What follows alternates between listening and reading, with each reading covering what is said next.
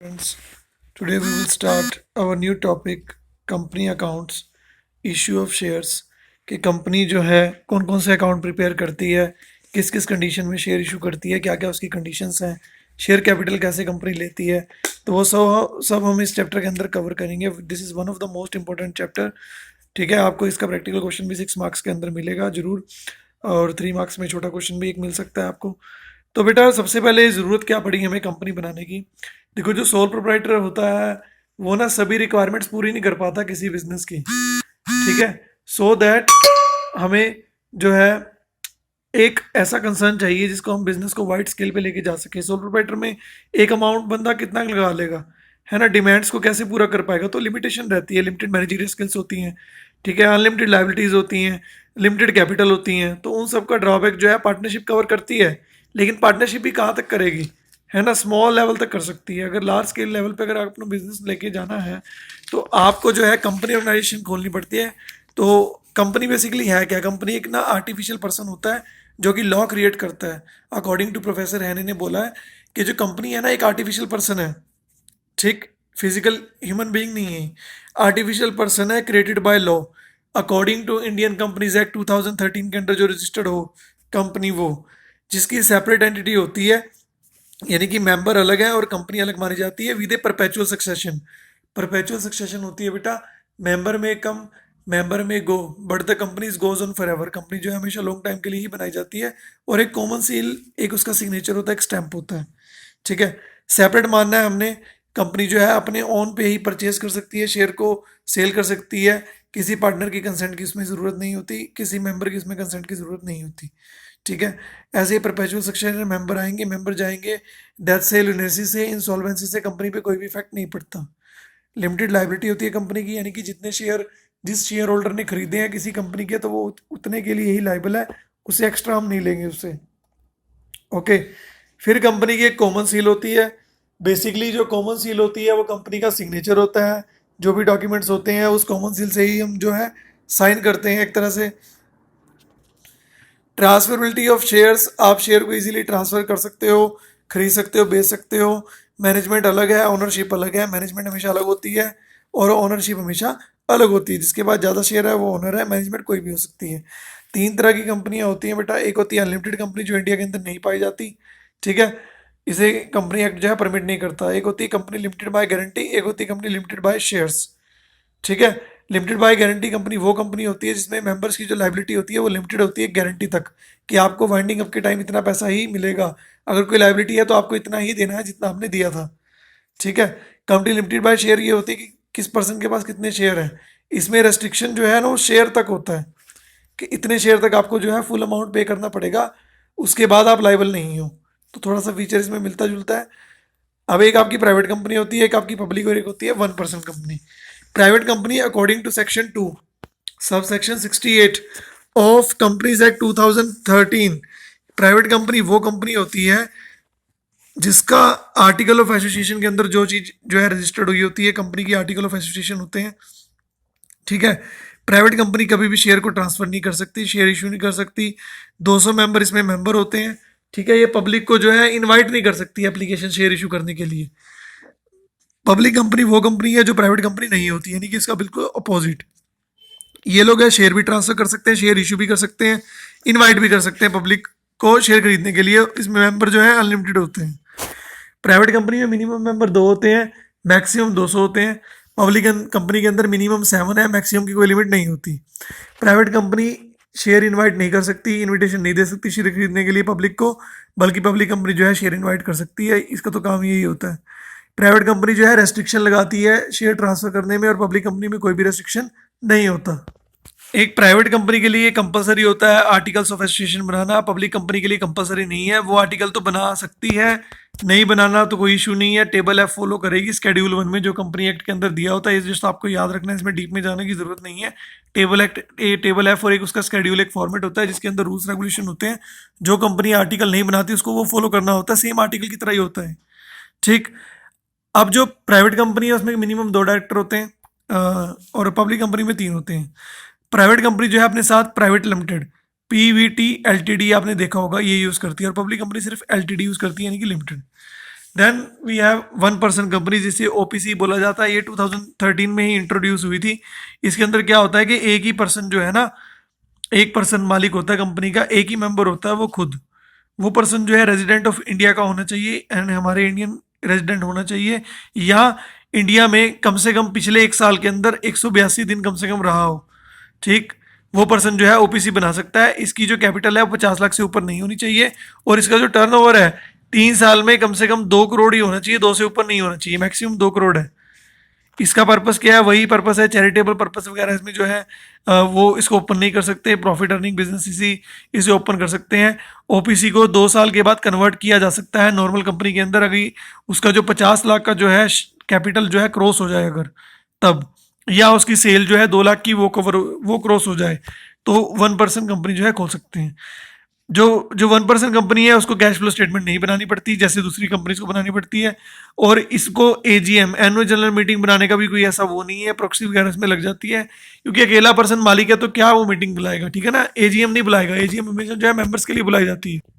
Then we have shares. ये आपने business study के अंदर 11th में पढ़ा होगा। शेयर बेसिकली जो है स्मॉल लॉट्स में अगर किसी हम पार्ट को डिवाइड करते हैं तो कंपनी अपनी टोटल कैपिटल को ना स्मॉल स्मॉल लॉट्स में डिवाइड करती है, स्मॉल स्मॉल डिनोमिनेशन में डिवाइड करती है, स्मॉल स्मॉल हिस्सों में डिवाइड करती है, उसे हम शेयर बोलते हैं। मान लो एक कंपनी की जो कैपिटल है 10 लाख रुपए की है, उसने 1 लाख यूनिट्स में डिवाइड किया तो एक यूनिट 10 रुपए की हुई। 10 लाख की कैपिटल है, 1 लाख यूनिट में डिवाइड किया तो जो है 10 रुपए का ईच आएगा। 10 रुपए का शेयर है, 1 लाख यूनिट है तो 10 लाख रुपए कंपनी के पास आने चाहिए। ईच यूनिट 10 रुपए की है, will be called shares, share of ₹10। एक यूनिट को हम शेयर बोलते हैं और उसकी वैल्यू को हम ₹10 के हिसाब से लिखेंगे। तो कंपनी की 1 लाख शेयर है, 10 रुपए के हिसाब से कंपनी के पास जो कैपिटल है, तो शेयर जो है ना 1 लाख के हिसाब से होनी चाहिए, उससे ऊपर नहीं हो सकते। ये एक तरह से समझ लो रजिस्टर्ड कैपिटल भी हो सकती है कंपनी की। अब शेयर है बेटा, कई तरह के होते हैं शेयर, ठीक है ना। प्रेफरेंस शेयर होते हैं, इक्विटी शेयर होते हैं। प्रेफरेंस शेयर वो शेयर होता है जिसके पास फर्स्ट प्रायोरिटी होती है to take the dividend as well as the capital at the time of winding up of the company. जब वाउंड अप होती है कंपनी तो इन लोगों को जो है कैपिटल लेने का भी पहले हक होता है, और डिविडेंड तो ये लोग फिक्स रेट पे लेते ही हैं बिफोर इक्विटी शेयर होल्डर्स। ये कई तरह के होते हैं, cumulative, non cumulative, redeemable, irredeemable, convertible, non convertible, ठीक है ना, पार्टिसिपेटिंग, नॉन पार्टिसिपेटिंग, ये कई तरह के प्रेफरेंस शेयर्स होते हैं। कम्युलेटिव प्रेफरेंस शेयर वो होते हैं जिसका जो डिविडेंड है एरियर जो है जुड़ता रहता है। मान लो 3-4 साल का जुड़ गया तो चौथे साल प्रॉफिट हुआ तो उस टाइम मिल जाएगा।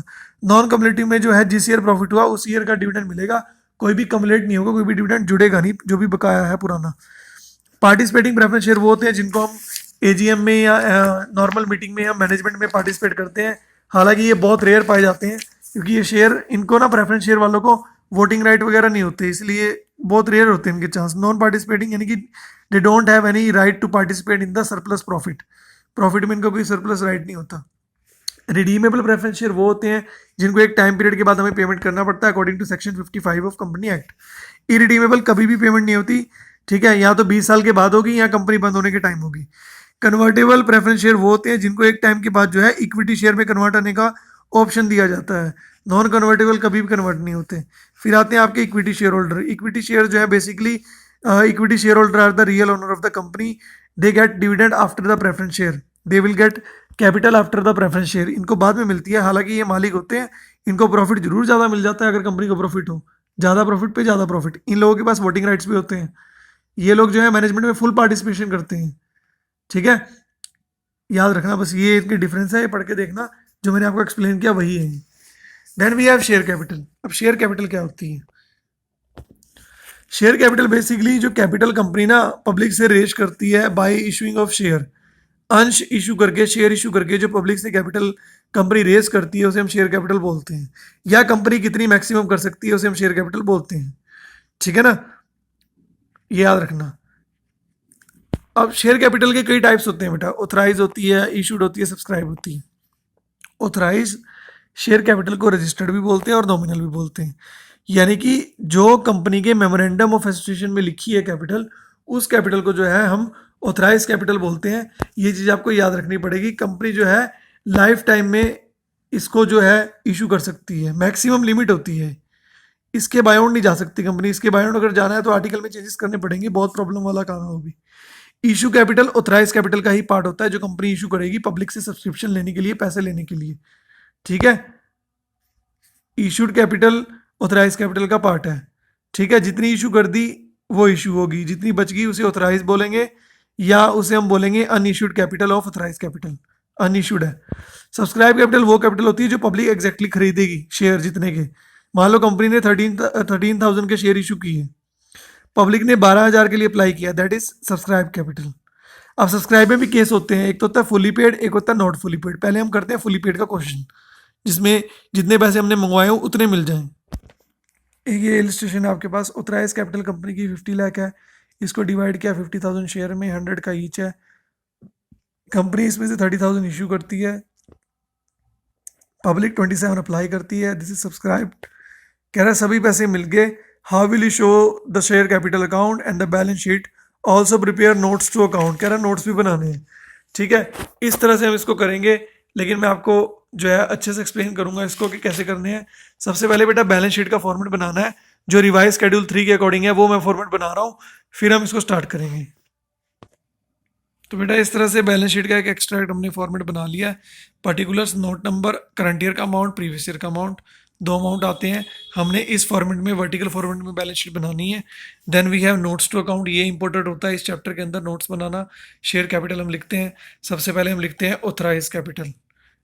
ठीक है, ऑथराइज कैपिटल वो कैपिटल होती है जिसके लिए कंपनी जो है रजिस्टर्ड होती है। तो यहाँ पे इस क्वेश्चन के अंदर 50 लाख रुपीज़ की ऑथराइज कैपिटल है, इसको ऐसे डबल लाइन से क्लोज करना है, जिसको डिवाइड किया हुआ है 50,000 equity shares at the rate ₹100 each, यहाँ पे इसको छोड़ देंगे। फिर आपकी आती है इशूड कैपिटल, जितनी हमने पब्लिक के लिए सब्सक्रिप्शन के लिए इशू की, ये है 30,000 equity share at the rate ₹100 each. It means company को एक्सपेक्टेशंस हैं कि 30 लाख रुपीज़ आ जाएगा। Then we have subscribed. अब ये फुली पेड वाला क्वेश्चन है, तो इसमें जो है पूरा पैसा पब्लिक ने दिया होगा जितने शेयर पब्लिक ने दिए हैं। तो पब्लिक ने 27,000 इक्विटी शेयर की एप्लीकेशन एक्सेप्ट की है, इतने ही हमारे पास जो है एप्लीकेशन आई है, तो हमारे पास मैक्सिमम जो है 27 लाख आएगा। इस चीज़ को हमने यहाँ पे लिखना है बैलेंस शीट में। बैलेंस शीट में सबसे पहले आपको लिखना है equity and liabilities, share holders fund, उसके अंदर हमने लिखनी है शेयर कैपिटल। ये सब्सक्राइब ही आएगी हमेशा, 27 लाख हम ऐसे लिख देंगे। ये क्वेश्चन हमारा हो गया, बस इतना ही करना है इसके अंदर। तो ये तो फुली पेड वाला था, नॉट फुली पेड वाला करके दिखाता हूँ आपको। मैं फॉर्मेट बनाता हूँ इतना। बेटा इस क्वेश्चन के अंदर जो सेकंड केस है आपका subscribe but not fully paid में, इसमें दो तरह से क्वेश्चन आते हैं बेटा। अगर कंपनी ने पैसे मंगवाए पूरे जितने का शेयर था, लेकिन शेयर होल्डर ने उसमें से कुछ पार्ट नहीं दिया, एक केस तो है ये। कई बार कंपनी पूरे पैसे नहीं मंगवाती, तो वो नॉट फुली कॉल्ड अप वाला केस है, अनकॉल्ड अप भी बोलते हैं उसको, वो भी केस हम करेंगे आगे। तो वो कोई टिपिकल नहीं है, मेन तो ये वाला केस है जिसमें प्रॉब्लम आपको आ सकती है। तो हम इसको स्टार्ट करते हैं। न्यू बाय लिमिटेड है जो इसका रजिस्टर्ड है, ऑथराइज कैपिटल इसकी ₹5 लाख की है, इसने डिवाइड किया 50,000 इक्विटी शेयर 10 ईच। तो पहले ऑथराइज कैपिटल में लिखते हैं इसका 5 लाख रुपीज़ की ऑथराइज कैपिटल है। ठीक है, 50,000 equity shares at the rate ₹10 each, ये यहाँ पे ख़त्म हो गया। फिर आपकी आती है इशूड कैपिटल, जो कंपनी ने इशू किए हैं पैसे लेने के लिए पब्लिक से। Since the company was in robust shape, the company decide to offer public for subscription 30,000 equity shares के लिए सब्सक्रिप्शन के लिए अप्लाई किया ऑफ 10 ईच, ऐसे लिखना है।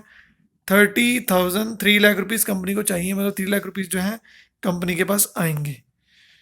फिर आपकी आती है सब्सक्राइब्ड कैपिटल, कि पब्लिक ने कितना खरीदा, पब्लिक ने क्या करा। अब कह रहा है कि application for 28,000 were receive, okay. Allotment was मीज, हमने अलॉटमेंट भी दे दी, उनको दे दिए शेयर, सभी कॉल्स भी होगी। इसका मैं बताता हूँ क्या सीन होता है।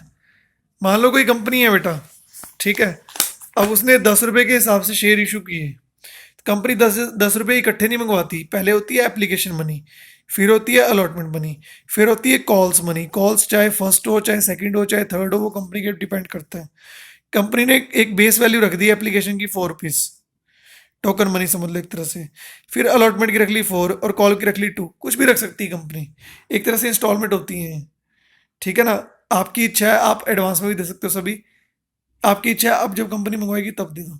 ठीक है, तो ये स्कीम्स होती हैं कंपनी की, कॉल्स के हिसाब से जो है पैसा